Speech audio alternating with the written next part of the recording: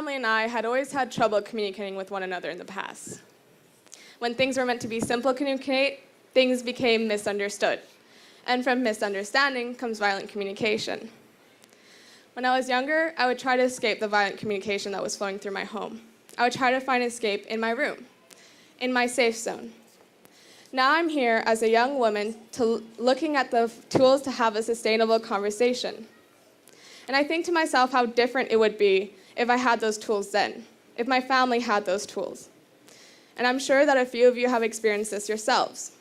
And that's why I'm here today, to talk about the importance of the skills of communication. In words of Julian Treasure, voices are the most powerful tools that we have in this world. One person's voice can create war or create peace. In today's society, is there a right way to have a conversation? In this question, there are two key words, the word right and the word conversation. Let us begin by defining these two terms according to the Oxford Dictionary. Right, morally good, justifiable, or acceptable. Conversation, a talk between two or more people where news and ideas are exchanged. In my opinion, there's no right way to have a conversation, but there is a social etiquette to having a conversation. Let's look closer into human perception and this idea of a universal code in communication. As said, a conversation is a talk between two or more people where maybe ideas are exchanged or maybe news. Right now we have two forms of communication, the first being in person and the second being online. In person is carried out personally in someone else's physical presence. Online communication takes place over social networks.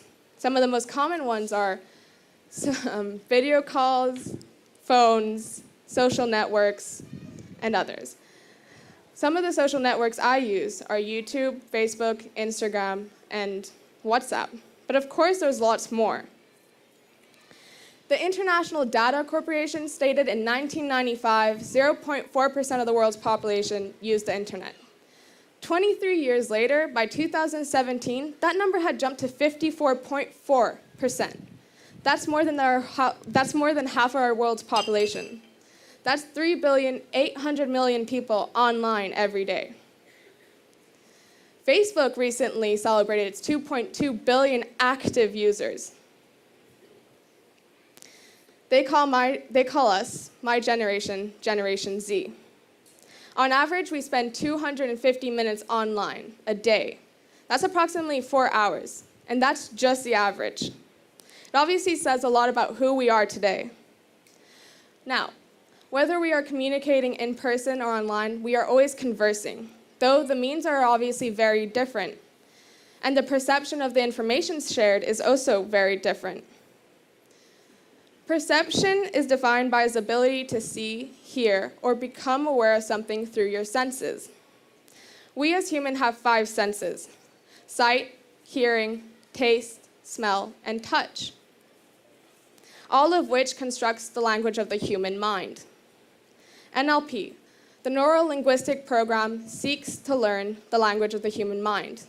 They tell us that perception is not reality. Perception is personal and defined by the 5 human senses. Every perception is different from one person to another, which tells us that every conversation is perceived differently for each person. In reality, 2 people have lived the exact same conversation, but their perception to this conversation would have been completely different.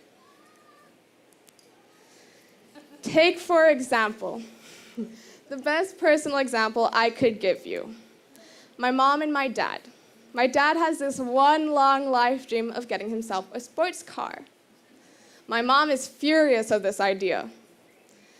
My dad, this sports car represents his childhood. His dad would always drive them, so he connotated joy with it. He built a sense of security attached with it, something to keep him safe from the outside world. For my mom, this represented money and snobbery. My mom lived within a family that didn't have the essentials for food. So, in her point of view, spending such a large amount of money on a car was, in her words, ridiculous, which is, that's understandable.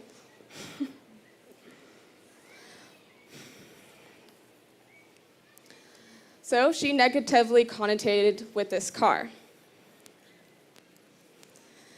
They were obviously speaking two completely different languages. Since growing up, they'd lived two completely different lives with different understandings of the world.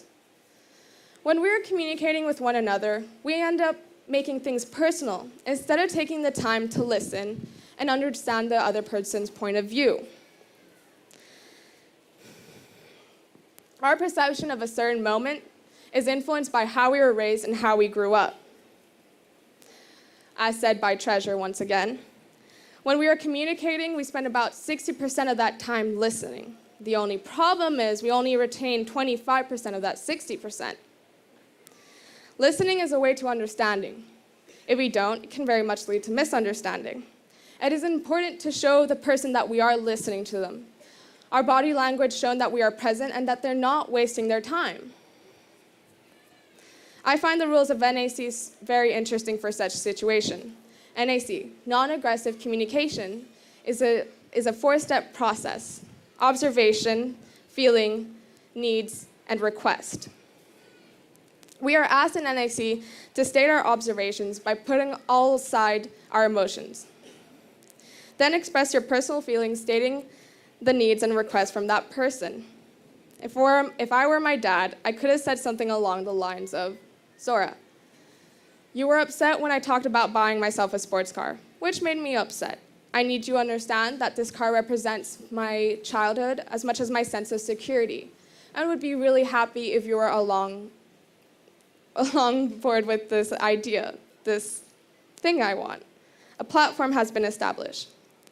In-person communication, the five senses are present and perceived. We look for a righteousness communication with open-mindedness. Online perception is limited to our sight and hearing, such that our perception of this conversation becomes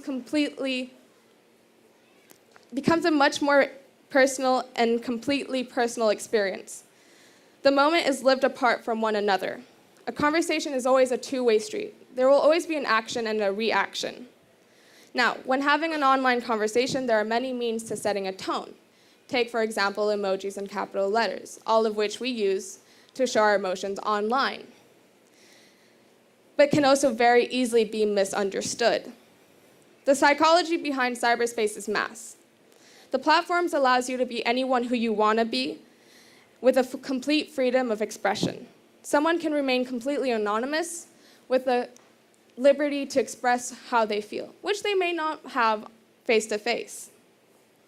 The problem here is the little presence we show online, which can result to the inability to face-to-face conversation. We begin to live in a virtual world. We may very much have someone sitting next to us, but they are living within cyberspace.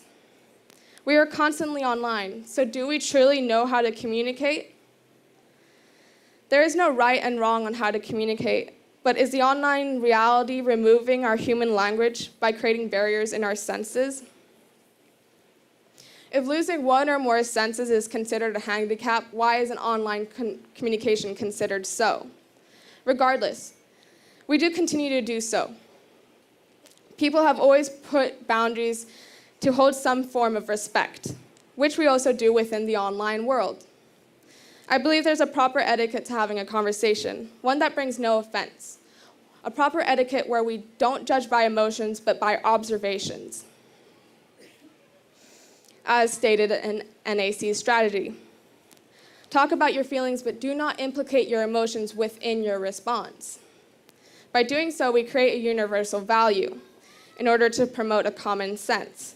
Take, for example, politically correct words. Instead of saying white, we say Caucasian. Instead of saying gay, we say homosexual. The European Parliament has even suggested to outlaw the titles Miss and Mrs. in marital state in order to not cause offense. When looking into cyberspace, we can look into the examples of emojis. In 2015, Apple introduced a new kind of emojis, emojis of all colors, giving you variety skin tones, all in order to become racially diverse, all contributing to the universal code. Facebook also introduced their emotion reactions, the 6 emotions being woe, love, like, ha ha ha, sad, and angry. Society builds and continues to build our universal values, eliminating bias, all in order to promote common sense with the goal of respecting one another. There is a proper way, but not a right way to have a conversation, because all of our perceptions is different.